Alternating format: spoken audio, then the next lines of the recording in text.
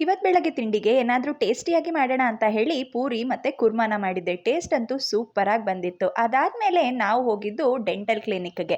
So dental clinic ಯಾಕೆ ಹೋಗ್ತಾ ಇದ್ದೀನಿ ಅಂತ ಕೇಳ್ತಾ ಇದ್ದೀರಾ? ನನ್ನ ಮಗಳಿಗೆ ಹಲ್ಲಿಗೆ ಕ್ಲಿಪ್ ಹಾಕ್ಸ್ಬೇಕು ಅಂತ ಹೇಳಿದರು. ಅದಕ್ಕೋಸ್ಕರ ಇವತ್ತು ಹೋಗ್ತಾ ಇದ್ದೀನಿ. ಅಲ್ಲಿ ನಾವು ಹೋಗೋ ಅಷ್ಟೊತ್ತಿಗಾಗಲೇ ಸುಮಾರು ಜನ ಬಂದು ವೆಯ್ಟ್ ಮಾಡ್ತಾ ಇದ್ರು.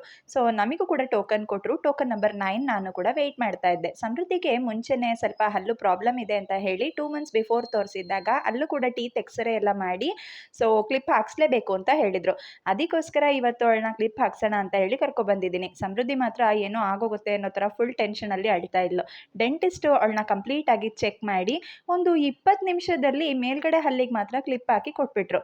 ಸೊ ಎವ್ರಿ ಮಂತು ಹೋಗಿ ನಾವಿವಾಗ ಚೆಕಪ್ ಮಾಡಿಸ್ಕೊಂಡು ಟ್ರೀಟ್ಮೆಂಟ್ ತೊಗೋಬೇಕು ಅಂತ ಹೇಳ್ತಾ ಇದ್ದಾರೆ. ಅಮೌಂಟ್ ಎಲ್ಲ ಬಂದು ಇನ್ಸ್ಟಾಲ್ಮೆಂಟಲ್ಲಿ ಪೇ ಮಾಡ್ಕೋಬೋದು ಅಂತ ಹೇಳಿದ್ದಕ್ಕೆ ಸ್ವಲ್ಪ ಫ್ಲೆಕ್ಸಿಬಲ್ ಆಗಿ ಇದೆ ಅಂತ ಅನ್ನಿಸ್ತು. ನಾನು ಯಾವತ್ತೂ ಕ್ಲಿಪ್ ಹಾಕೋದನ್ನ ನೋಡೇ ಇರಲಿಲ್ಲ. ಅದಕ್ಕೆ ನೀವು ನೋಡಲಿ ಅಂತ ಹೇಳಿ ಒಂದು ಸಿಂಪಲ್ ಆಗಿ ವಿಡಿಯೋನ ಮಾಡಿಕೊಂಡೆ. ಟೋಟಲಿ ಫೈನಲ್ ಆಗಿ ಮಗಳ ಲುಕ್ಕು ಈ ಥರ ಇತ್ತು. ಇದಾಗಿತ್ತು ಇವತ್ತಿನ ವಿಡಿಯೋ.